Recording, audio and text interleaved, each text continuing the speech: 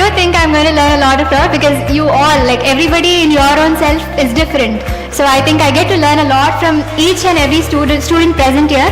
And I hope you get a lot to take back home from me also. Okay? Good afternoon, ma'am. Good afternoon. This is a famous question. It's a question which is asked to Bill Gates in an interview. Oh. The same question I want to ask you. Wow. If you lose everything, whatever achievements you made in life, what is the first step you are going to take to regain that achievements, ma'am? Can you repeat it? If I lose everything? If you lose everything, Yes. whatever achievements you made till now, Yeah. what is the first step that you are going to take to regain that achievement? To regain that achievement. Okay.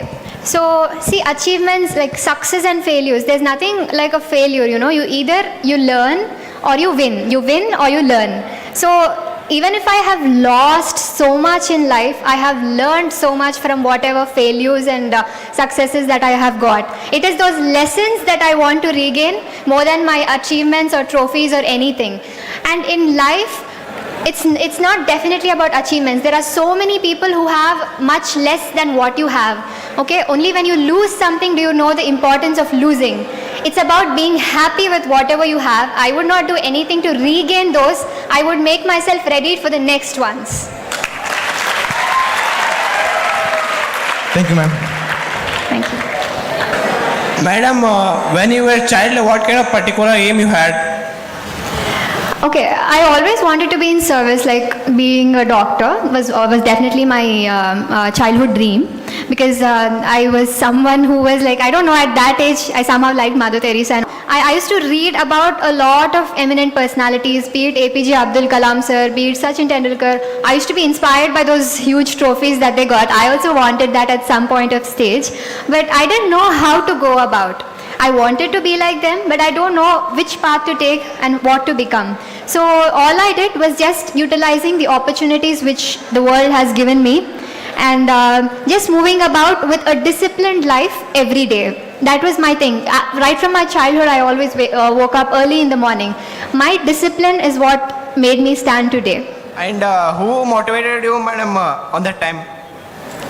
My mom. So my mom is someone who actually, you know, she worked in US for like 2 years, and then she gave up her job and then she came back for me. So right from my 8th standard, like she's completely given up on her dreams just to fulfill my dreams. Without her, I am just nothing. Who is your inspiration? My inspiration, as I said, it's Dr. APJ Abdul Kalam sir, because it's he who inspired me to be going to all the colleges and schools and inspiring the youth. He used to do that, and he actually inspired me to be doing what I'm doing right now. Thanks, ma'am. Thank you. Hello, ma'am. Hi. I would like to ask that didn't you ever get diverted from your goal? From my goal, okay. So I think for us, the biggest diversion that we ever can have is our cell phones and our social media. That's the only, that's the biggest diversion I can say. Maybe because I didn't have a phone or a computer till my MBBS 3rd year, it helped me a lot. It helped me not getting diverted. But at this present stage, I think it is a necessity to have it. But it's about, you know, if you really want to win something, then you yourself will channelize your time, put it aside, and then utilize your time properly. You know how much time you want to use on your phone. You know how much time you have to study. So it's about how determined you are to actually win your goal. Thank you so much, ma'am. Welcome. Good morning, ma'am. Are the qualities which have been engraved in us right when we choose to become doctors and took the Hippocratic oath, which binds us not just to the patients, our colleagues and our profession, but to the humanity as a whole. I'd like to take a minute to appreciate the noble work done by API during the COVID crisis for the fellow countrymen of India, providing oxygen concentrators, ventilators, high-flow oxygen equipments, PPEs, medications, and a fund to the PM Relief Fund, and tele-prescriptions and whatnot. A huge round of applause for API. It is so welcoming to see all the goals set by API for India. Thank you, API, for your commitment and contributions. And I must say, Indian healthcare industry has crossed many milestones by now. The recent National Family Health Survey and, of course, the Niti Aayog Health Index are definitely a proof to it, with the total fertility rate coming down to 2.0, which is less than the replacement level, with decrease of infant and maternal mortality rate, and initiatives taken by government, and, of course, the vaccination drives. But there's a lot for us to do to become the global healthcare leaders.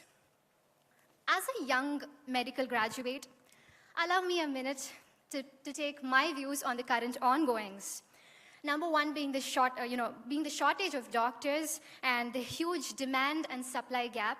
I guess it'll take by 2030 we would need 20 lakh more doctors, as all the elderly doctors and senior doctors have been mentioning.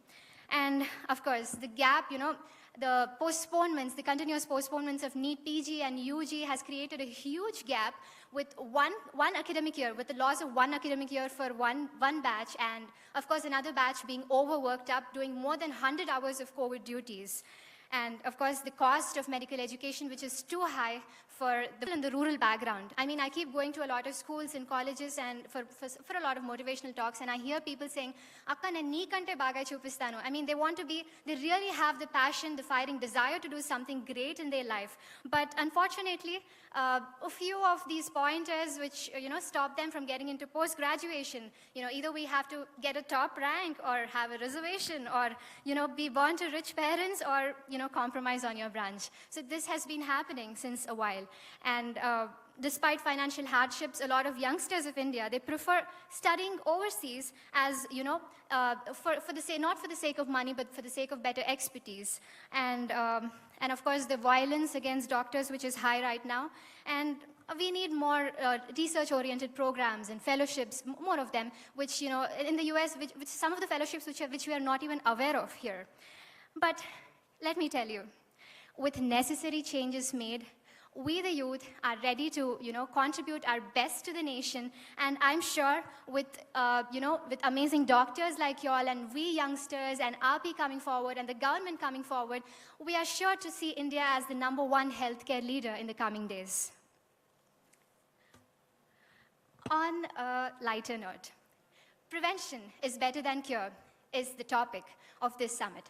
Right? So we know that screening and early diagnosis are definitely doing great, but primordial and primary preventive measures and lifestyle changes are definitely are great steps towards, stopping the non-communicable diseases, be it diabetes or heart disease or hypertension or any of it.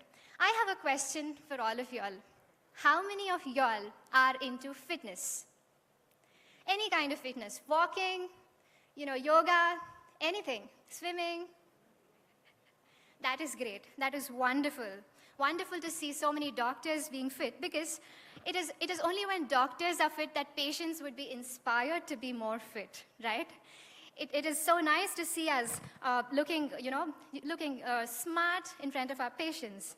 And of course, as doctors, we get to stand 8 to 10 hours a day, and we need strong back and strong leg to be standing for so many hours a day. So it is extremely important that we keep ourselves fit, right? And we keep talking about diet, nutrition, and fitness, but how many of us make time for our own selves is important here, because you doctors are the most precious people of our society who are, who would be treating millions of patients. So if you don't take care of yourself, then who will take care of the patients, right?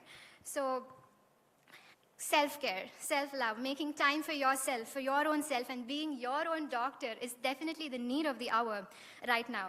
At least 10 to 20 minutes a day. I'm sure that's not a lot for us. We can definitely make more, more than that, actually. Creating a 10 to 20-minute capsule of exercises for all of us to stay fit. And, we all know this fact that health is wealth.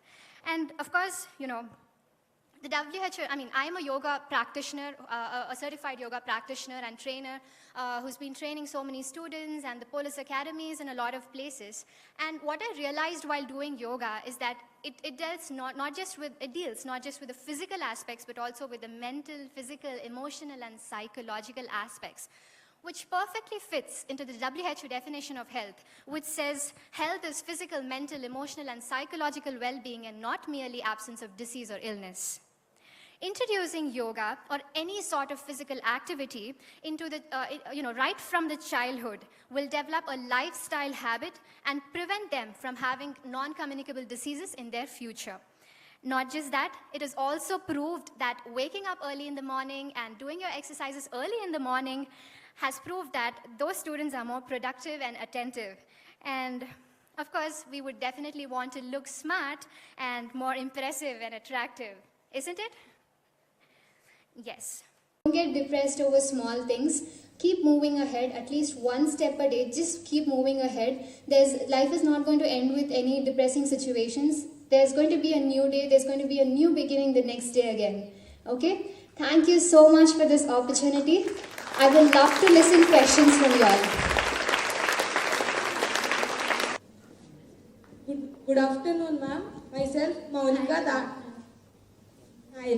Hi, ma'am. Myself, Maunika Datla. I am studying 2nd B Pharmacy in Sri Vishnu College of Pharmacy. My question is, when you are going through a bad time, what would you do then? But that's for one day. There's better things happening in the next day. You can't keep crying all through the life, You need to just move ahead. You need to just make yourself strong from within. Tell yourself that this is not the end of it. There's better things in life to do. If not this, something else will happen better for me. So have that hope and have that strong willpower within you that there will be a better day. That's it. Thank you, ma'am. Hello, ma'am. Hi. I'm Shami, pursuing 4th BTech in Sri Vishnu Engineering College for Women. My question is, in this society, many people have missed assumptions on modeling. So what It is all self-dependent, okay? Like, it depends on how you take it. For me, they consider me as an angel there because I'm different from them. I don't drink, I don't smoke, I don't be along with them. So they consider me very different, but I don't mind. I like being myself, I like being unique, okay? So this field, it depends on us. It depends, like, if you really want to go in there and do every bad stuff, then it's the same what people think outside. But if you are strong enough, and then if you can go ahead and then just go get your dream fulfilled and come back and then do something else in your life, then I think it's safe enough, it's beautiful. It all depends on us. Thank you, ma'am.